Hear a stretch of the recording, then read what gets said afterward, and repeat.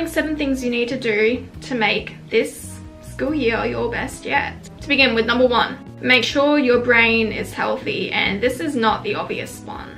Because more often than not, people will stay up late trying to study, they'll be stressed out, they won't be eating healthy, they'll be trying to access like junk food because they're stressed out overeating, and that's actually just ruining your brain, and it's making it more difficult for you to concentrate, study, and have good memory. So you need to make sure your dopamine is in check, you have all your vitamins, everything is balanced basically. So I really recommend that you go to your doctor and you get a blood test, make sure your iron levels are up to count, you have all the nutrition you need, because if you're, say, deficient in something like iron, you're actually going to find it really difficult to concentrate. A simple solution such as iron tablets or an iron infusion can solve your issues. Also, like, check your gut health, take some probiotics.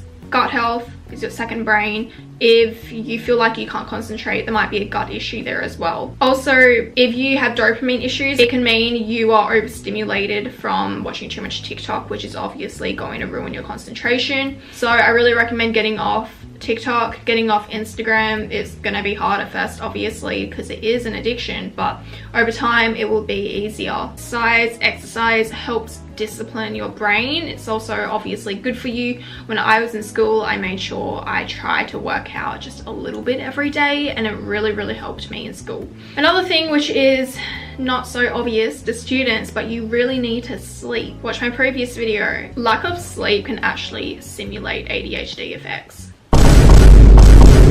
So sleep, you guys, because overall you're going to want to study smarter, not harder. And if you have good gut health, brain health, you're healthy overall and you have healthy habits, then it's going to enable you to study smarter, not harder. Set your goals at the beginning of the school year. You need to have tunnel vision. If you know what you're working towards and every day you're reminded of it, it won't be difficult for you to study. Do you want to get into Harvard? Do you want to get a 99 ATAR? Figure out why you're studying. Because if you're just studying because your parents want you to, then it's really difficult to study. So you need to find a reason that's for you and for your future. Number 3, this is a more obvious one, but you need to have a study routine, because the human brain likes routine. Same with the morning routine. I had a morning routine, I had a night routine. If you have too much going on in your brain, get therapy. No, I'm joking. Meditate. That as well. But if you have too much going on in your brain, not having routine is just going to add to the stress, and you'll be overwhelmed, overstimulated, and what that ends up leading to is procrastination or just doing literally nothing. Sometimes it can lead to depression. Number 4, if you have a test coming up or you have a major assignment, move the date up a few weeks and then make a study routine which will break down the syllabus or how many paragraphs you need to write each day. So say you have an assignment due in 4 weeks. I would make the due date 3 weeks in my head, and then I would say by the first week I'm gonna finish my introduction paragraph, or by the second week I'll finish my methodology, and you guys understand, because sometimes if you leave it last minute, there's just too much pressure. Okay, number 5, you want to use the right tools. And this is something that I think is overlooked, because students tend to do everything themselves, and we're like, oh, we don't want to ask the teacher for help, we don't want to attend that class, or we don't want to take a tutor on because it's too expensive. I have a solution for you. Number one, use Quizlet. I would always be on the bus testing myself, just going through it. And seriously, while you're waiting for that bus, like 10 minutes, or when you're on the bus, you can get so much done. That's my hack, Quizlet.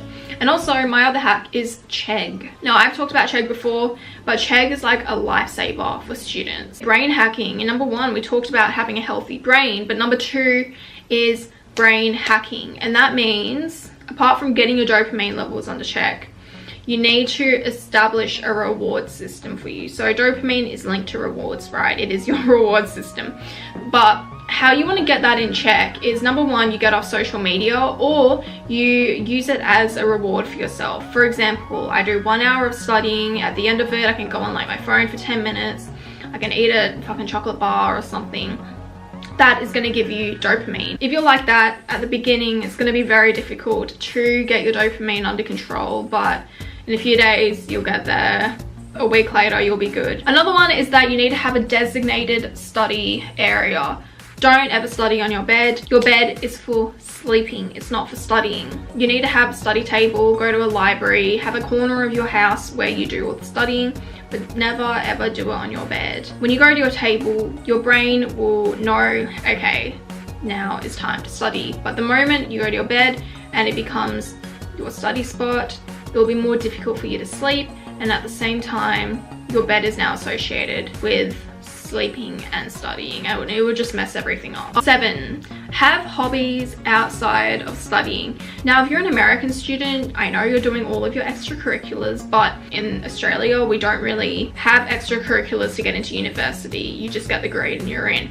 So, especially for my Australian students, you need to have extracurriculars, you need to have hobbies. And you may be thinking, oh my god, Simone, I don't have time to have hobbies because I gotta study so much. And I get it, but remember we talked about brain hacking, getting control of your brain.